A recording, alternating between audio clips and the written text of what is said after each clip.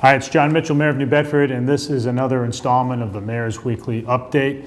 I wanted to talk about New Bedford's primary economic driver, known in many circles as the industry, and that's the commercial fishing industry. New Bedford is proudly the largest commercial fishing port in the United States and has been that way for an awfully long time and will remain so for the foreseeable future. And it's a big part of our local economy, a huge part of our local economy, and it's also a big part of who we are as a community. New Bedford is, if nothing else, a seafaring community going all the way back to the origins of the whaling industry here and up through today.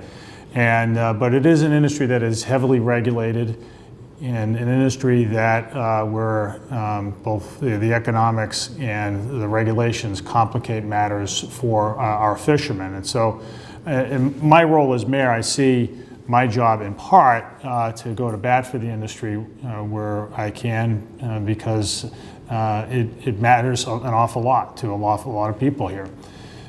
So this week I went to Washington and met with the director of the National Marine Fisheries Service. His name is Chris Oliver, and he is in charge of fishing regulations for the entire United States. And I brought up the matter of Carlos Rafael with him. As folks know, Carlos Rafael is the owner of a very large fishing business here, one of the largest in the United States, and he was prosecuted by the U.S. Attorney's Office in Boston for committing a fraud on the government in which he mislabeled a large volume of fish in order to skirt the fishing regulations and made a lot of money in the process.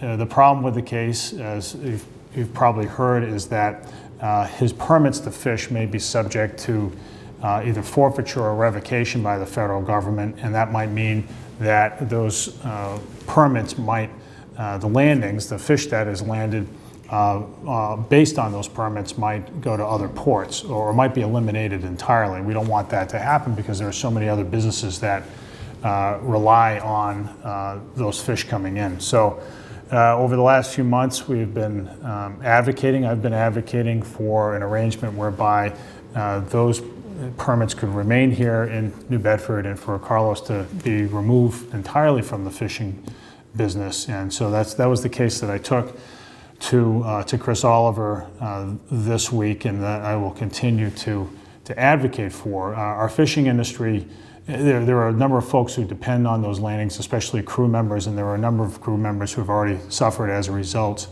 of Carlos's fraud and the government's response to that fraud. More to come on that, but I just wanted to give people an update.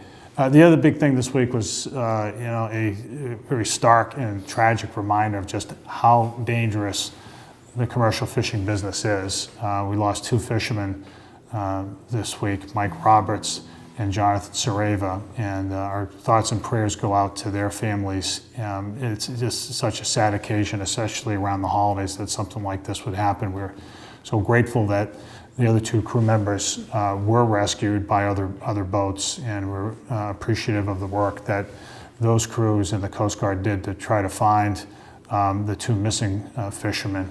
And look, we are here. Our job is to stand ready to support their families in this very difficult time, and that's what we will do.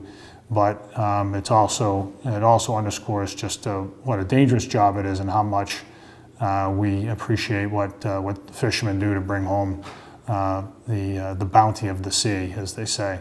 So with all that, I hope I will see you next week, and keep those folks in your thoughts and prayers.